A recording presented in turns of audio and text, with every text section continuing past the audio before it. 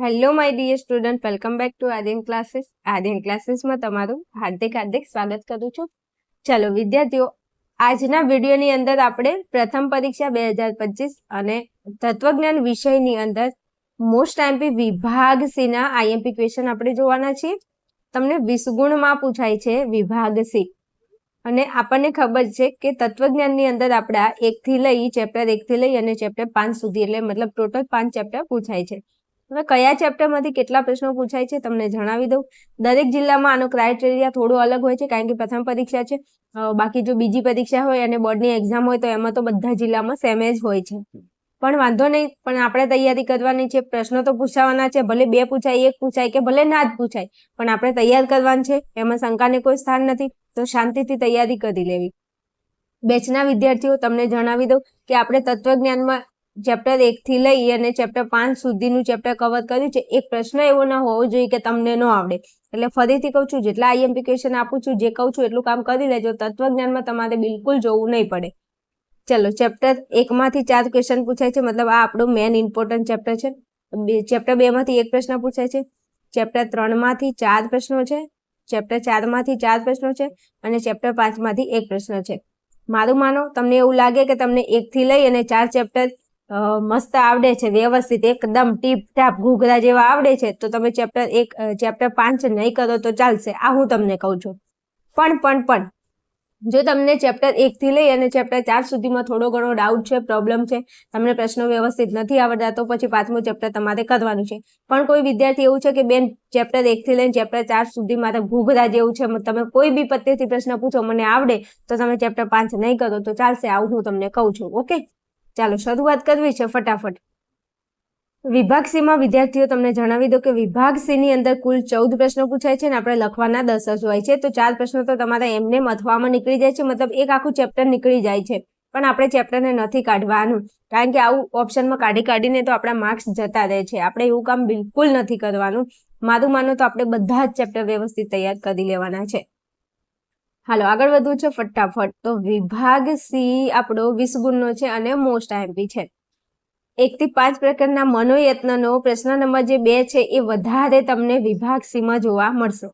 1 થી લઈ અને આપણા 5 ચેપ્ટર છે, એના જે મનોયત્નો છે એનો જે પ્રશ્ન નંબર 2 છે, તો આ પ્રશ્ન નંબર 2 ની અંદરથી તમને વધારે પ્રશ્નો વિભાગ સી માં પૂછાય છે.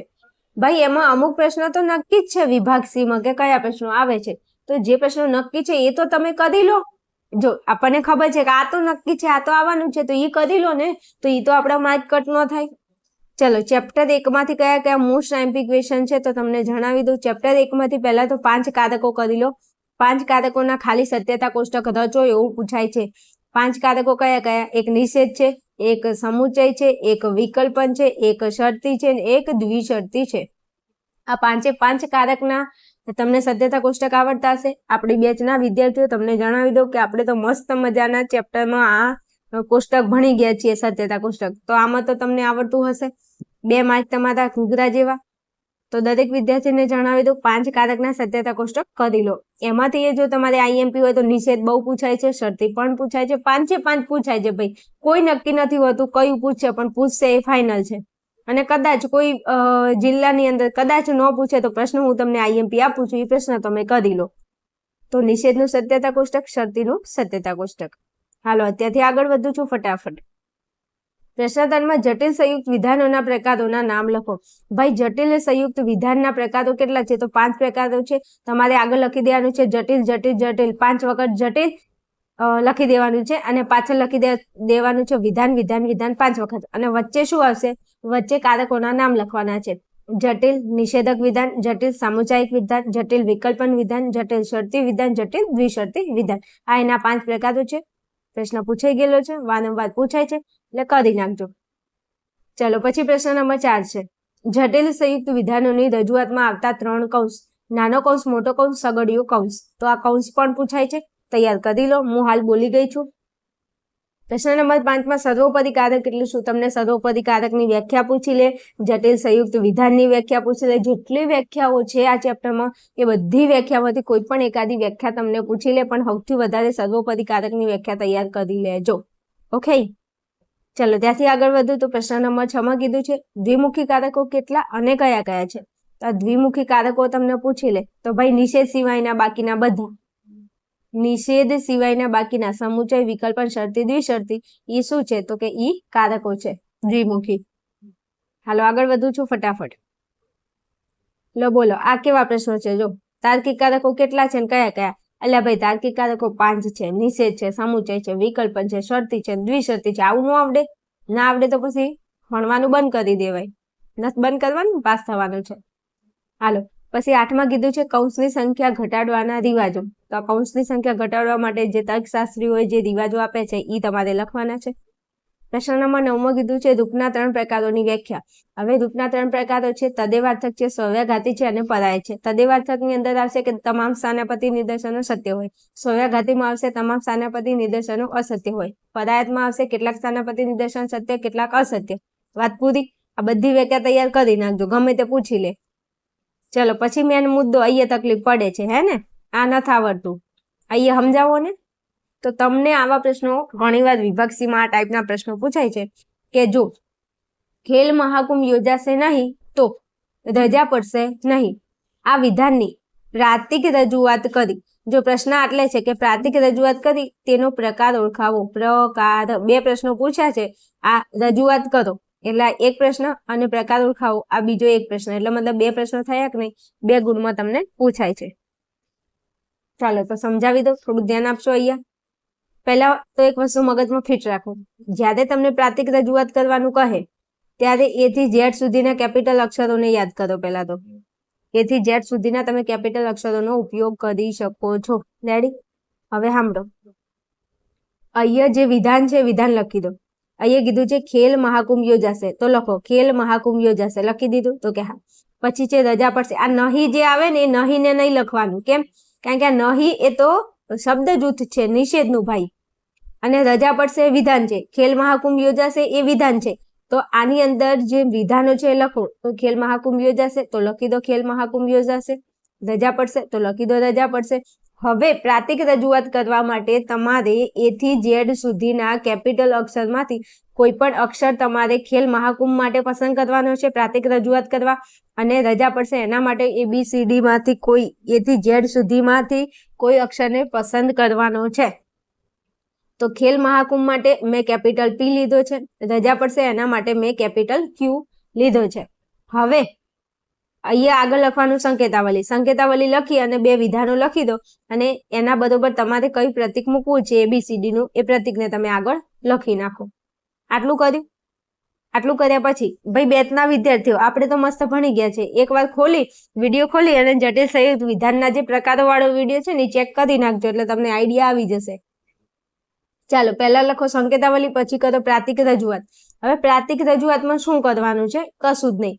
ખેલ મહાકુંભ યોજાશે એના માટે શું લીધું? P લીધો. તો જ્યાં ખેલ મહાકુંભ છે ત્યાં P મૂકી દો. લો P મૂકી દીધો. હવે બીજું અહીંયા નહીં છે, નહીં માટે શું આવે બેટા? નિષેધ આવે. આવે કે નહીં? તો કે હા આવે.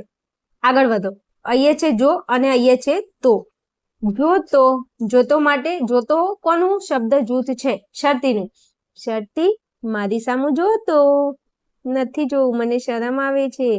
તો અહીંયા જો તોની જગ્યાએ આપણે શરતી મૂકીશું તો મૂકી દો. પછી અહીંયા કીધું છે રજા પડશે. હવે રજા પડશે એના માટે આપણે Q લીધું છે તો અહીંયા મૂકી દો Q. પછી અહીંયા છે નહીં. નહીં એ કોનું શબ્દ જૂથ છે? તો કે નિષેધનું. તો નિષેધનું પ્રતીક મૂકી દો. હાલો આ મૂકી દીધું. હવે આ જે બધું અહીંયા જે આપણે લીધું છે ને એ બધાને આપણે પ્રાતિક રજૂઆતમાં મૂકવાનું છે. શેમાં? પ્રાતિક રજૂઆતમાં મૂકવાનું છે. તો ચલો અહીંયા તમને આ P દેખાય છે, આ નિષેધ દેખાય છે, આ શરતી છે, આ Q છે ને આ નિષેધ છે. એને તમારે ક્યાં લાવવાનું છે? તો કે એને તમારે અહીંયા પ્રાતિક રજૂઆતમાં લાવવાનું છે. હવે એક વસ્તુ મારી ધ્યાનથી સાંભળી લેજો બેટા, કે અહીંયા P છે તો પહેલા લખો P. P પછી નિષેધ છે, પણ નિયમ છે જ્યારે તમે પ્રાતિક રજૂઆત કરતા હોય ત્યારે નિષેધને તમારે ક્યારેય પાછળ નહીં રાખવાનું. કેમ? એને બીક લાગે છે. તો આ ખેલ મહાકુંભ યોજાશે એના માટે આપણે P લીધો તો P અહીંયા મૂકી દો, પણ P ની પછી નિષેધ નહીં મૂકવાનું, નિષેધને P ની આગળ લઈ દેવાનું, આવો નિયમ છે. તો લખો નિષેધ P. પછી અહીંયા જો શરતી છે તો લખો શરતી. પછી અહીંયા Q છે તો લખી નાખો Q. પણ નિષેધ પાછળ છે, અહીંયા નહીં પાછળ છે એટલે તમે નિષેધના પાછળ લખ્યું છે, પણ પ્રાતિક રજૂઆત કરો ત્યારે આ નિષેધ ભલે પાછળ હોય એને તમારે આગળ લાવવાનું છે, કારણ કે પાછળ એને બીક લાગે છે. હવે જો નિષેધ પી શરતી નિષેધ ક્યુ, તો એવું છે ને અહીંયા જો આ રહ્યું નિષેધ પી શરતી નિષેધ ક્યુ, તો આપણી શું થઈ ગઈ પ્રાતિક રજૂઆત થઈ ગઈ, વાતમાં પડી પ્રાતિક રજૂઆત મેં કરી નાખી, નિષેધ પી શરતી નિષેધ ક્યુ. આ તો બધું તમને ખાલી એકવાર શીખી લે તો રમકડાની જેમ તમે ભમાવા માંડો એમ, પણ તૈયારી નથી કરતા અને ભણતા નથી અને કોઈ ભણાવતું નથી, તકલીફ ત્યાં છે ને. હવે વિધાનનો પ્રકાર લખવાનો છે. અહીંયા કીધું છે ને રજૂઆત કરી તેનો પ્રકાર ઓળખાવો, કે આ વિધાન કયા પ્રકારનું છે. તો વિધાન તમે કેવી રીતે ઓળખી શકો, તો તમને જ્યારે કે પ્રાતિક રજૂઆત કરીને તેનો પ્રકાર ઓળખાવો હોય આવું કે તો પહેલા તમારે જટિલ લખી દેવાનું આગળ અને પાછળ વિધાન લખી દેવાનું, વચ્ચે કોઈ પણ કારક આવશે.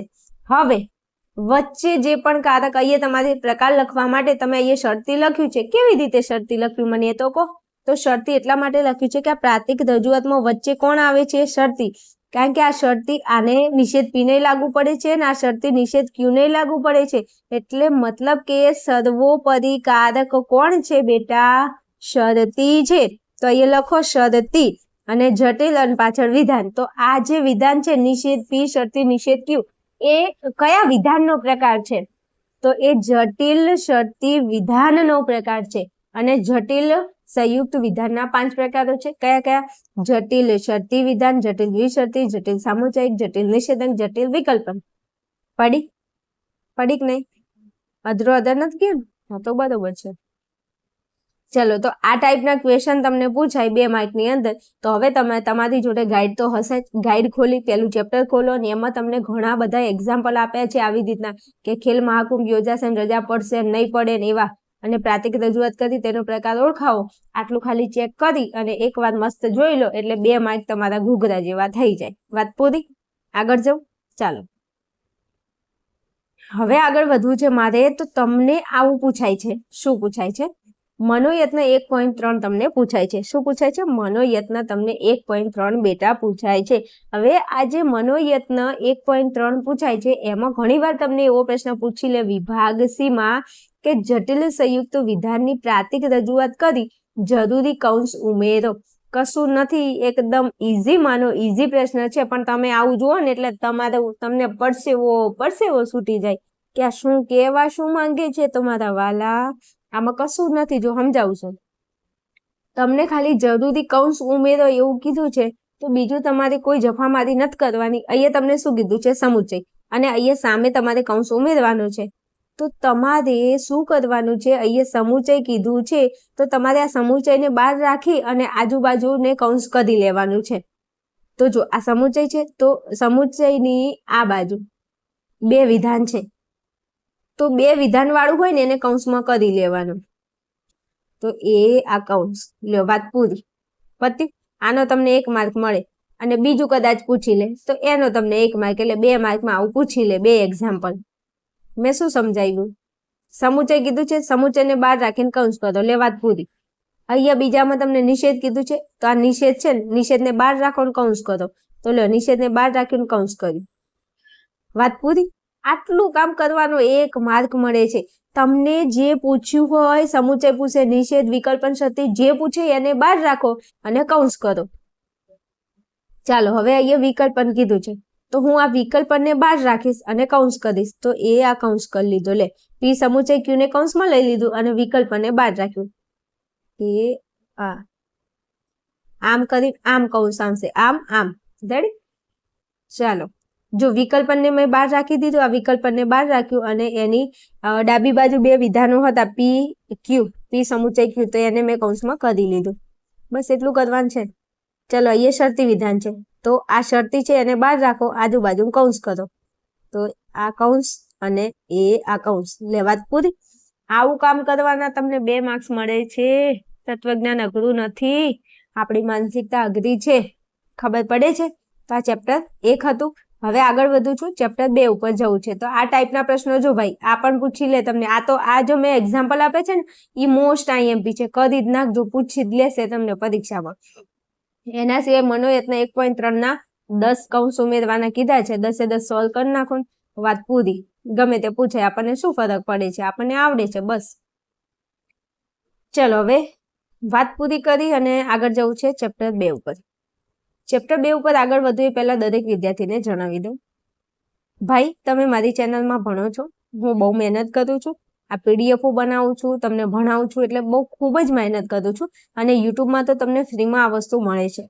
તો મારા વાલા વિદ્યાર્થીઓ, તમે અહીંયા મારી ચેનલમાં ભણો છો તો થોડી મને એક સરસ મજાની એવી કોમેન્ટ કરો. તમે જેવા પ્યારા છો એવી પ્યારી પ્યારી કોમેન્ટ કરો તો મને એવું લાગે કે હું તમારા માટે જે મહેનત કરું છું એ મહેનત મને કંઈક ફળ આપે છે.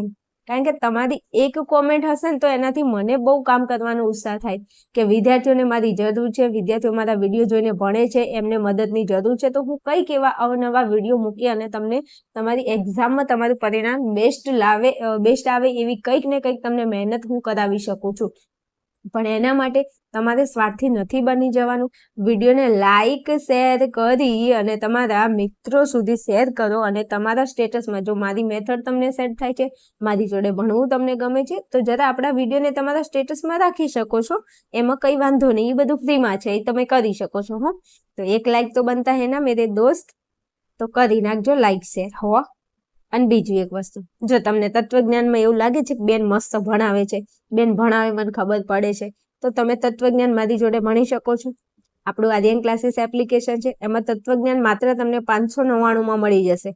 10 ચેપ્ટર તમને વ્યવસ્થિત ટીપ ટાપ ઘૂઘરા જેવા તમને ભણાવીશ કે તત્વજ્ઞાનની અંદર તમે ધારો એટલા માર્ક લાવી શકો છો. છોકરાઓને 100માંથી 100 માર્ક આવે છે તત્વજ્ઞાનમાં મારી જોડે ભણીને, તો તમે પણ તમારું કિસ્મત આજમાઈ શકો છો, મારી સાથે ભણી શકો છો અને સારા એવા માર્ક લાવી શકો છો. તો રાહ કોની જુઓ છો? ફટાફટ અહીંયા સ્ક્રીન ઉપર નંબર આપેલો છે, ત્યાં જઈ અને તમે મારો કોન્ટેક્ટ કરી મને ફોન મેસેજ કરી શકો છો. ત્યાં તમને વધારે માહિતી મળી જશે. ચાલો શરૂઆત કરવી છે મારે ચેપ્ટર 2 ની. ચેપ્ટર 2 માં તો પહેલા આવો મનોયત્ન 2.1 માં. હવે બીજું કે તમે આ મારો વિડીયો જોવો છો તો વિડીયો એકલો જોવાની જરૂર નથી ભાઈ, બાજુમાં ટેક્સ્ટ બુક લઈને બેસજો, નહીં તો આ બધું છે ને તમારે અધરો અધર જશે. એટલે એવી ભૂલ ન કરતા હો કે તમે ખાલી વિડીયો જોઈને મૂકી દો. તમે સિરિયસ છો, તમારે તૈયારી કરવી છે, તમારે સારા માર્ક લાવવાના છે, તમારી ઈચ્છા છે, તો બાજુમાં ટેક્સ્ટ બુક લઈને બેસજો. અને મેં ચેપ્ટર 2 ખોલ્યું તો તમે ચેપ્ટર 2 ખોલો. મનોયત્ન 2.1 કીધું તો તમે ખોલો 2.1. આજુબાજુ ડાફેરા સોની મોની મત માર, તો આજુબાજુમાં ડાફેરા મારે છે ને એટલે માર્ક નથી આવતા. ચોપડી લાવો, બેસો, ચોપડી ખોલો, હું બોલું છું એ ટેક્સ્ટ બુકમાં જોવો તમે, તો તમને એક આઈડિયા આવે કે બેન શું કહેવા માંગે છે. Is it clear? આગળ જાઓ. ચાલો હવે મનોયત્ન 2.1 છે, એમાં દલીલ માટેના કયા રૂપમાળખાના સ્થાનાપતિ નિદર્શન છે તે જણાવો. આવો પ્રશ્ન તમને આપેલો છે 2.1માં અને એમાં તમને 10 એક્ઝામ્પલ આપેલા છે, દલીલો આપેલી છે 10 અને એની તમારે રૂપ લાવવાનું છે. શું લાવવાનું છે? એનું રૂપ લાવવાનું છે. દલીલ આપેલી છે મતલબ આ વિધાનો આપેલા હશે ને એનું તમારે રૂપ લાવવાનું છે. રૂપ એટલે પરિવર્તી એટલે ABCD ના નાના અક્ષરો. શું? ABCD ના નાના અક્ષરો એને આપણે શું કહીશું? તો કે એને પરિવર્તી કહીએ. અને પરિવર્તીનો ઉપયોગ ક્યાં થાય? રૂપની રજૂઆત કરવા માટે. અને અહીંયા આપણને રૂપ પૂછ્યું છે કે રૂપ લાવો. રૂપ દલીલો આપેલી છે. શું દલીલો આપેલી છે? આ દલીલ છે, તમે શું લાવો? રૂપ લાવો. અહીંયા કીધું છે રૂપ લાવો. રૂપ તો વાંધો નહીં, હું તમને એક શીખવાડી દઉં છું એટલે બીજું તમે લાવી શકો છો. રેડી? ઓહો ચાલો વાંધો નહીં, સમજાવી દઉં. અહીંયા કીધું છે કે જો કલાપી કવિ છે તો કલાપી કલ્પનાશીલ છે. કલાપી કવિ છે તેથી કલાપી કલ્પનાશીલ છે. હવે આવું તમને સરસ મજાની દલીલ આપેલી છે, એનું આપણે રૂપ લાવવાનું છે. તો રૂપ માટે પહેલા તો નાના અક્ષરો આવશે. A થી લઈ A થી Z સુધીના નાના અક્ષરોનો તમે ઉપયોગ કરી શકો છો. તો હું A થી લઈ અને Z સુધીના નાના અક્ષરનો ઉપયોગ કરું છું, તો મારે તો PQRS નો ઉપયોગ કરવો છે, તો હું PQRS નો ઉપયોગ કરીશ. હવે જો અહીંયા કીધું છે કલાપી કવિ છે, તો એના માટે હું P મૂકી દઈશ. તો છે તો માટે હું શરતી મૂકીશ. કલાપી કલ્પનાશીલ છે એના માટે હું Q મૂકીશ. હવે અહીંયા શું પાછું શું આવ્યું? કલાપી કવિ છે, તો કલાપી કવિ છે એના માટે તમે શું લીધો છે? P. તો ફરી પાછો કલાપી કવિ છે એના માટે P લઈ લો. પછી કીધું છે કલાપી કલ્પનાશીલ છે, તો અહીંયા આવ્યું કલાપી કલ્પનાશીલ છે, તો અહીંયા કલાપી કલ્પનાશીલ છે એના માટે તમે Q લીધું છે. તો ફરી પાછું અહીંયા કલાપી કલ્પનાશીલ આવ્યું તો એના માટે Q મૂકી દો. તો બસ આ થઈ ગયું એનું રૂપ. તો લખો દલીલ માટેનું રૂપ. અને એમાં મેં શું લીધું? પહેલા P, તો લખો P. પછી કીધું છે તો એટલે શરતી, તો લખો શરતી. પછી કલાપી કલ્પનાશીલ છે એના માટે મેં ક્યુ લીધું છે તો લખી દો ક્યુ. પછી અહીંયા કલાપી કવિ છે એના માટે પી લીધો તો લખો પી. પછી અહીંયા છે તેથી માટે 3 ટપકા તો કરી દીધા 3 ટપકા. પછી કલાપી કલ્પનાશીલ છે એના માટે મેં ક્યુ લીધું છે તો લખી નાખો ક્યુ. લ્યો આ થઈ ગયું તમારું રૂપ. શું થઈ ગયું? આ થઈ ગયું તમારું રૂપ. રૂપની અંદર નાના અક્ષરો આવે છે. શેના? A થી Z સુધીના નાના અક્ષરો. લો હવે તમે મને કહેજો આવું ન આવડે? નાના 2 માર્ક્સ મળે છે. રામબાણ બેચના વિદ્યાર્થીઓ તમને જણાવી દઉં કે તમારે તત્વજ્ઞાનની અંદર આ વિભાગ C ની તૈયારી કરવા બેસો તો મેં જેટલા પ્રશ્નો આપ્યા છે મસ્ત એ દરેક ચેપ્ટર ખોલી અને ભણતા જાઓ, તૈયારી કરતા જાઓ તો વિભાગ C તમારો ઘૂઘરા જેવો. વિભાગ C માં તમારો 1 ગુણ ના કપાય જો હું કહું એટલી મહેનત કરો તમે. એટલે 2 પોઈન્ટ આખો ખોલીને જોઈ લો મસ્ત તમારે એટલે રિવિઝન થઈ જાય. રેડી? તો આવી પ્રાતિક રજૂઆત કરવાની રૂપ લાવવાનું છે. આવડે કે નહીં? A થી Z સુધીના નાના અક્ષરો નો ઉપયોગ કરો અને અહીંયા જેવું કીધું છે એની જગ્યાએ તમે પરિવર્તી એટલે નાના અક્ષરો મૂકી દો. ચાલો આગળ જાઓ. હવે અમુક ને એવું હોય કે બેન અમે આ 10 ક્યારે તૈયાર કરીએ કંઈક આઈએમપી આપણ તો ભાઈ આમાં કઈ આઈએમપી ના હોય. 10 છે હવે 10 તમે પ્રેક્ટિસ કરીને તૈયાર કરી લો ને ભાઈ એટલે પરીક્ષામાં આવે ફટાફટ તમે લખી શકો. તો પણ તમારે આઈએમપી જોવે છે તો મનોયત્ન 2.1 માંથી તમે આઈએમપી તરીકે હું સજેસ્ટ કરું તો બીજું, ચોથું, સાતમું અને છઠ્ઠું જે દલીલનું રૂપ લાવવાનું છે એ તમે વ્યવસ્થિત તૈયાર કરી લો લખીને એટલે તમને યાદ આવી જાય. ચલો પછી કીધું છે મનોયત્ન 2.2. હવે મનોયત્ન 2.2 માંથી ઘણા પ્રશ્નો છે જે તમે નીચે જોયા હશે તો એમાંથી તમારે પ્રશ્ન નંબર 1 માં દલીલનું પ્રામાણ્ય તપાસવા માટે કયો રિવાજ સ્વીકાર્ય છે તમે આ તૈયાર કરી લો.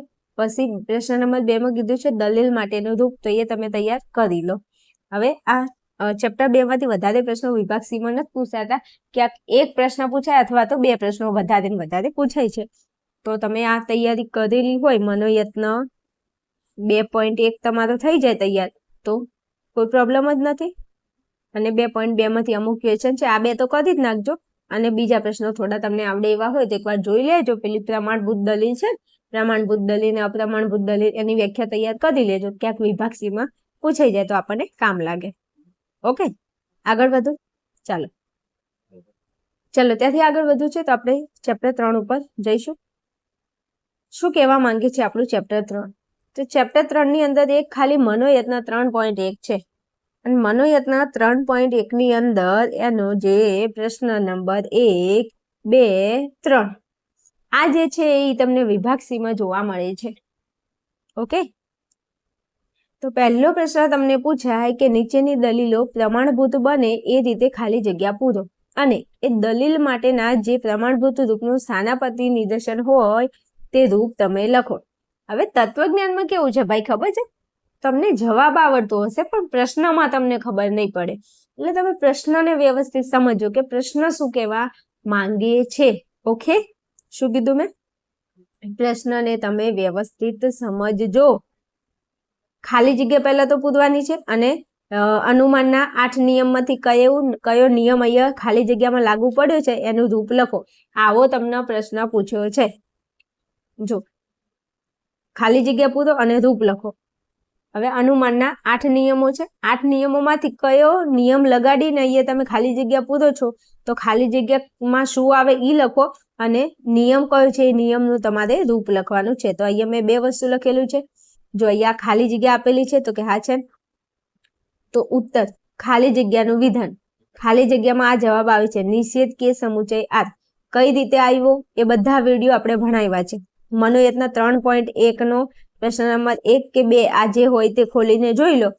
પ્રશ્ન નંબર 2 છે આ એટલે ખોલીને જોઈ લો તમને ખબર પડી જશે. તો પણ થોડું સમજાવી દઉં. અહીંયા છે જે શરતી કે સમુચયને આર આ પહેલું વિધાન છે. હવે વચ્ચે ખાલી જગ્યા છે અને નીચે નિષેધ જે કર્યું છે રેડી. તો તમને ખબર હોય તો જો અહીંયા મેં રૂપ લખ્યું છે આદિ રૂપ. આ રૂપ કોનું છે? એમટી નું છે. ખબર પડે છે? પી શરતી ક્યુ નિષેધ ક્યુ તેથી નિષેધ પી.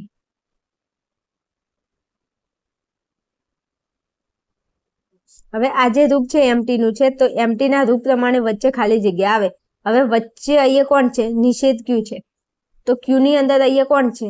આદિ જો આ પી છે અને આ ક્યુ છે તો ક્યુ ની અંદર જે વિધાન હોય વચ્ચે આવે, કારણ કે અહીંયા રૂપની અંદર વચ્ચે કોણ આવે છે? નિષેધ ક્યુ. તો કે સમુચય આર, પણ એને નિષેધ કરવું પડે એટલે કૌંસમાં નિષેધ કે સમુચય આર એ આપણો જવાબ આવશે. હાલ હું આઈએમપી આપું છું, ફટાફટ વિડીયો આપણો લોંગ ના થઈ જાય, અને મારી જોડે એટલો બધો ટાઈમ નથી સમજાવવાનો, એટલા માટે વધારે નથી સમજાવતી. તમારે વ્યવસ્થિત સમજવું છે, ભણવું છે, તો તમે બેચમાં જોઈન થઈ અને ભણી શકો છો. અને રામબાણ આપણી બેચના જે વિદ્યાર્થીઓ છે, જે ઓલરેડી આ બેચમાં જોઈન થયેલા છે, તમને બી જણાવી દઉં, ટાઈમ બહુ ઓછો છે, એટલો બધો ટાઈમ નથી કે હું અહીંયા તમને બધું સમજાવી શકું. તો એના માટે તમારે શું કરવાનું છે? તો તમે આપણા તત્વજ્ઞાન વિષયમાં જાઓ, એમાં ચેપ્ટર 3 નું જે આપણું ફોલ્ડર છે, ફોલ્ડર ખોલો. ચેપ્ટર 3 ની અંદર તત્વજ્ઞાનમાં ચેપ્ટર 3 નું ફોલ્ડર ખોલી અને એમાં મનોયત્ન 3.1 માં જાઓ, અને 3.1 ની અંદર જે પ્રશ્ન નંબર એનો 2 છે એને ખોલી અને 10 જે ખાલી જગ્યાઓ છે એનું રિવિઝન કરી લો. આ તમારા માટે બહુ બેસ્ટ રહેશે. સમજી ગયા? વધારે કઈ વાત નથી કરવી, આગળ વધું છું. ભાઈ આ 10 છે, 10 માંથી તમને ગમે તે પૂછી લે. હવે 10 તમે છે ને તૈયાર કરી નાખો, તો 10 માંથી 1 તો પૂછાય છે અને 2 માર્ક આપણે આવી જશે. મેથડ બધાની સેમ છે. તો પણ તમારે આઈએમપી જોવે છે, તો આઈએમપી ની અંદર તમે 3, 4, 7 અને 9 એને પ્રેક્ટિસ કરી લેજો, એ તમને પૂછી લેશે. ઓકે, ચાલો પછી આગળ વધું છું. હવે મનોયત્ન 3.1 નો જે પ્રશ્ન નંબર 3 છે, રૂપલક્ષી સાબિતીમાં ખાલી જગ્યા પૂરો. જે 10 રૂપલક્ષી સાબિતી આપેલી છે, તો કે હા આપેલી છે. એમાં ખાલી જગ્યા છે, તો કે હા છે. તો બસ મનોયત્ન 3.1 નો પ્રશ્ન નંબર 3 છે, જેમાં રૂપલક્ષી સાબિતીમાં ખાલી જગ્યા પૂરવાની છે. એમાં 10 ખાલી જગ્યા છે, એમાંથી તમે પહેલી, બીજી, ત્રીજી, 9મી, અને હું તો કહું છું કે 10 ખાલી એકવાર ફટાફટ ગણી રિવિઝન કરી લેજો. બેચના વિદ્યાર્થીઓ તમે આ 10 વિડીયો ખોલીને એકવાર જોઈ લેજો. ઘણા વિદ્યાર્થીઓ એવા છે જેમનો આ ટોપિક ઘૂઘરા જેવો થઈ ગયો છે. હો ભાઈ, એટલે મોજ કરો તમારે. સમજ્યા? આગળ જાઓ. ચાલો પછી કીધું છે નિયમોના રૂપ અને સંક્ષેપ નામ. હવે જો ઘણી વાર છે ને અમુક જિલ્લામાં અલગ અલગ પૂછતા હોય છે, તો મજા આવે ને તો 8 નિયમોમાંથી નિયમનું તમને રૂપ પૂછે અથવા તો એનું પૂરું નામ પૂછે. તો આ કામ તમારે કરવાનું છે, ને આ તો બધાને આવડતું જ હશે. અને જેને ના આવડતું હોય ને ભાઈ આપણી ચેનલની અંદર વિડીયો પડે છે, ખોલીને જોઈ લેજો કે અનુમાનના 8 નિયમોને કેવી રીતે યાદ રાખવા. ઓકે, હવે જો અહીંયા શોર્ટ એન્ડ સ્વીટમાં કીધું છે કે વિભાગ સી માં ચેપ્ટર 3 માંથી શું તૈયારી કરશો તત્વજ્ઞાનમાં? તો મનોયત્ન 3.1 નો પ્રશ્ન નંબર, પહેલો પ્રશ્ન, બીજો પ્રશ્ન, ત્રીજો પ્રશ્ન, આમાંથી તમને સી માં પ્રશ્ન પૂછાય છે, જે મેં તમને અહીંયા આગળ બધું સમજાવી દીધું છે. રેડી? હાલો આગળ વધું.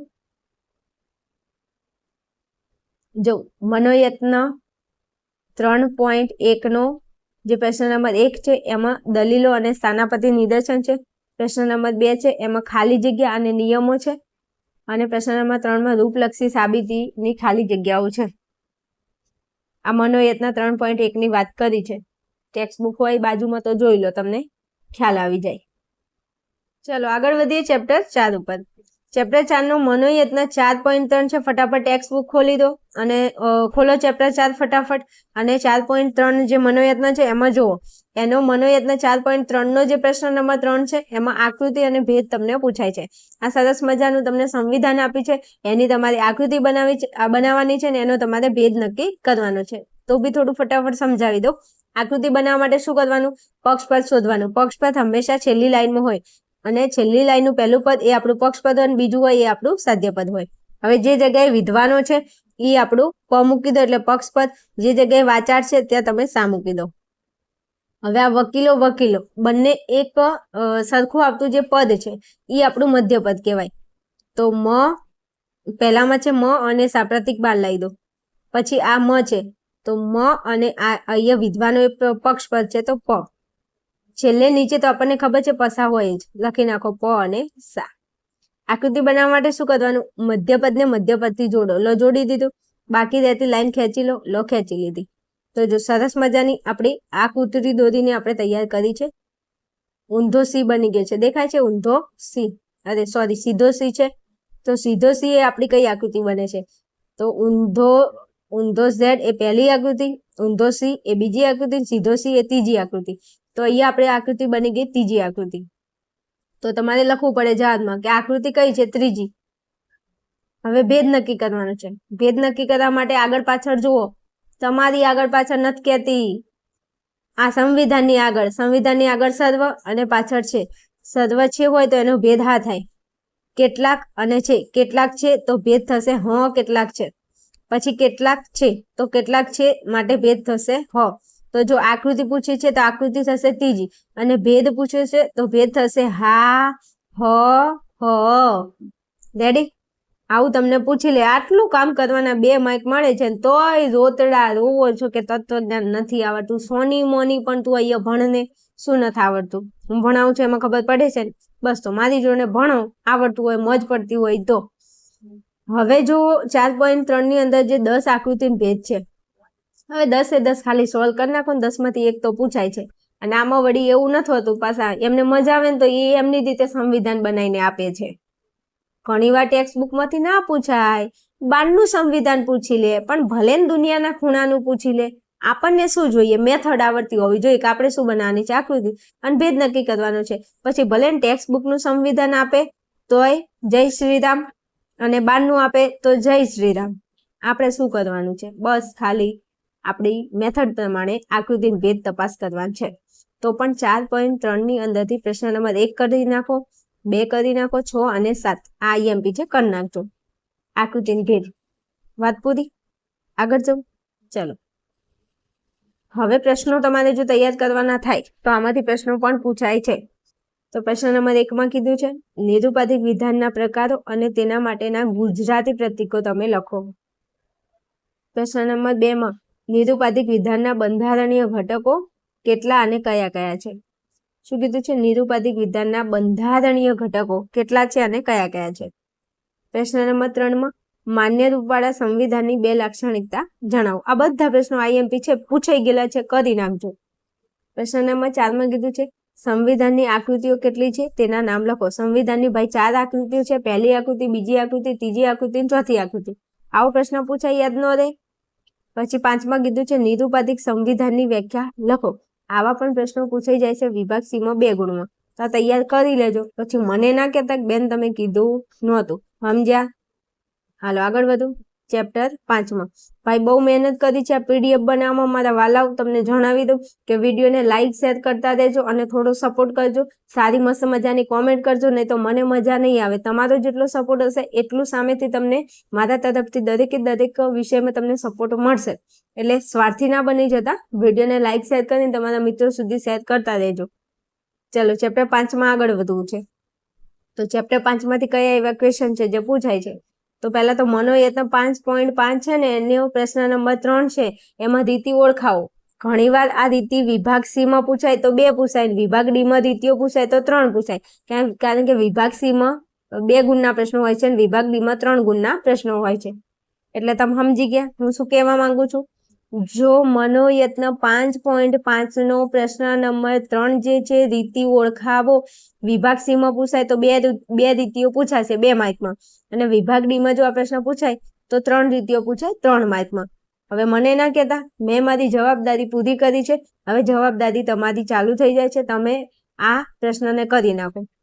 આપણી રામબાણ બેચના વિદ્યાર્થીઓ છે, તમને હું જણાવી દઉં, ચેપ્ટર 5 ખોલો તત્વજ્ઞાનમાં, મનોયત્ન 5.5 ખોલો, પ્રશ્ન નંબર 3 ખોલો. એમાં રીતિઓ કેવી રીતે યાદ રાખવી એ મેં તમને ભણાવી દીધું છે.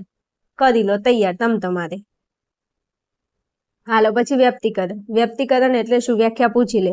પછી વ્યક્તિકરણના તાત્વિક આધારો કેટલા અને કયા કયા? તાત્વિક આધારો 2 છે, કાર્યકારણનો નિયમ અને પ્રકૃતિની એકરૂપતાનો નિયમ. એટલે આમાં નો આવડે તો મોજ કરો.